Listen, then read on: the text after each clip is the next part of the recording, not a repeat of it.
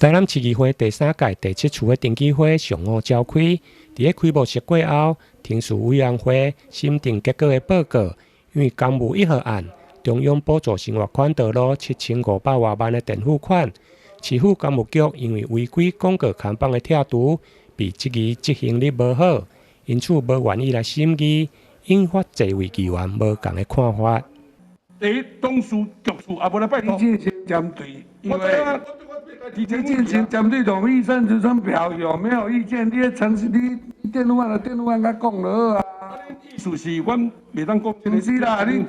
电路案是等一下。你莫这怪啊！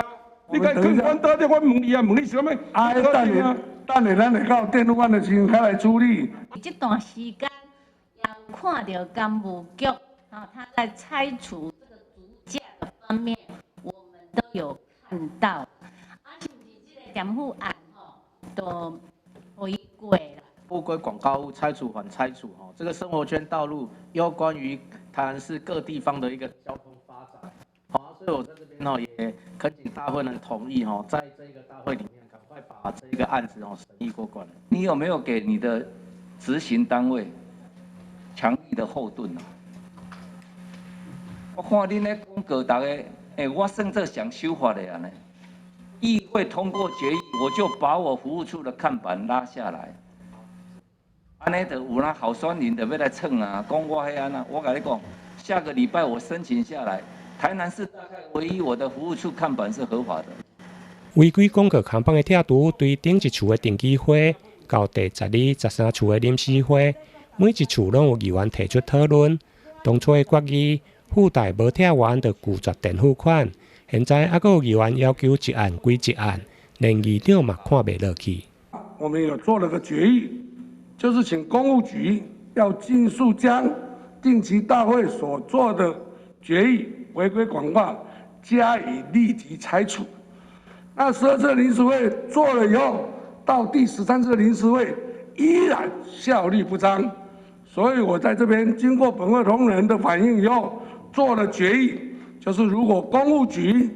环保局如果再不严格执行、提出效力的话，那垫付案就不必送到议会来审议，也经过我们所有的同仁同意了以后所做的决议，您进来给他讲啊，记一码归一码。那骂我，互你骂，啊，可能恁来做安尼。敢若是违规广告看板的拆除，议会就讨论2点外钟，最后议长嘛经过大会同意，做出3点的诉求。如果是跌给部分一路全面拆除。跟你私领域也一样，私领域大地给部分，请他们2个月以内提出申请。你进来对是去增设的，没有经过申请的，马上开罚单，那随后就拆除。离原本要上台施政报告的市长黄伟哲，因为违规广告看板的拆除案，苦等了2点外钟。市长表示，类似该案件，未来市府会来加强沟通。所谓的违规看板的议题，我觉得其实市府应该可以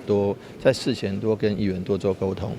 而不是议员提出来的事情跟事实的状况已经明知有所不同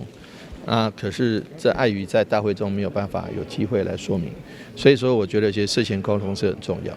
那我刚刚提到，我们今天大概用了两个小时的时间，光是讨论这个看板到底什么私人的土地上了拆不拆，为那个竹架了拆不拆，哪些先拆，哪些后拆，哪些可以拆，哪些不可以拆，拆了谁比较多，拆了谁比较少，这些东西都我觉得其实有一些数据，还有一些部分都可以事先沟通了。台南新闻引根采访报道。